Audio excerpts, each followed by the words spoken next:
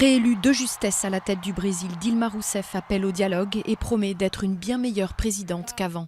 La candidate du Parti des Travailleurs a enregistré une courte avance sur son adversaire de centre-droit, Aécio Neves. Elle a ainsi perdu beaucoup de terrain par rapport à sa première élection en 2010 dans le sillage de Lula, signe d'un mécontentement lié au ralentissement économique et au scandale de corruption impliquant le parti présidentiel. Une vague pro-occidentale sans précédent depuis l'indépendance de l'Ukraine en 1991. Les listes favorables à un rapprochement avec l'Union européenne ont enregistré une victoire écrasante aux législatives anticipées de dimanche. Elles se lancent aujourd'hui dans des consultations marathon pour former une coalition. Le président Porochenko souhaite que cette alliance poursuive le processus de paix dans l'Est.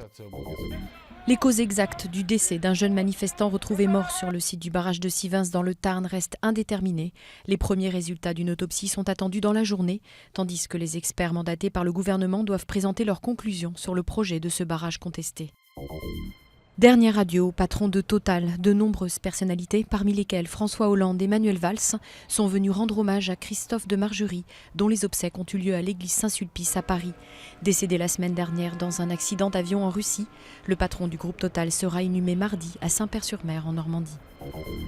Le succès était au rendez-vous pour le musée Picasso qui a rouvert ses portes ce week-end à Paris. 10 000 visiteurs ont ainsi redécouvert l'artiste dans un hôtel particulier au cœur du Marais à Paris après 5 années de rénovation.